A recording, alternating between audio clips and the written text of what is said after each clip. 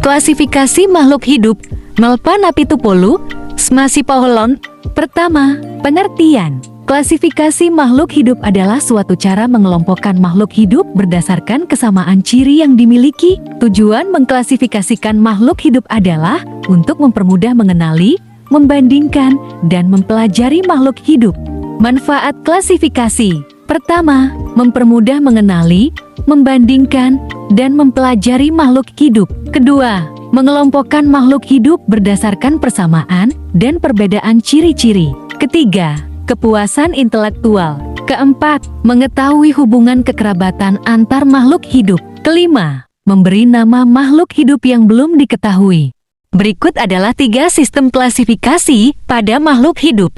Pertama, sistem klasifikasi alami. Sistem klasifikasi yang pertama adalah sistem klasifikasi alami. Sistem ini mengelompokkan organisme berdasarkan sifat-sifat morfologi atau bentuk fisiknya. Contoh pengelompokan menggunakan klasifikasi ini adalah membagi tumbuhan menjadi herba, perdu, dan pohon. Selain itu, cecak, katak, kadal, dan kambing dikelompokkan menjadi hewan berkaki 4. Kedua, sistem klasifikasi buatan adalah sistem klasifikasi yang dibuat untuk tujuan praktis, misalnya mengelompokkan makhluk hidup berdasarkan kegunaannya. Contohnya adalah sistem ini mengelompokkan jahe, kina, kayu putih, dan ginseng ke dalam tanaman obat, tanaman seperti mawar, melati, dan ketiga, sistem klasifikasi filogenetik. Klasifikasi ini didasarkan pada hubungan kekerabatan antar organisme berdasarkan proses evolusinya. Sistem klasifikasi filogenetik diperkenalkan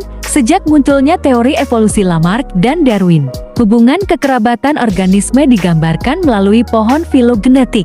Keempat, kunci determinasi. Kunci determinasi adalah daftar yang memuat sejumlah keterangan tentang suatu organisme atau makhluk hidup. Keterangan yang dipakai dalam identifikasi adalah ciri-ciri morfologi yang mudah diamati. Kunci determinasi biasa disebut juga kunci dikotomi.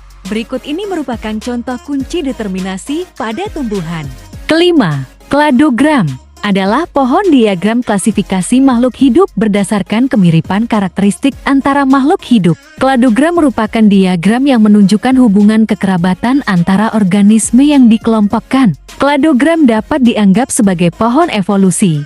Berikut adalah beberapa contoh dari kladogram. Terima kasih.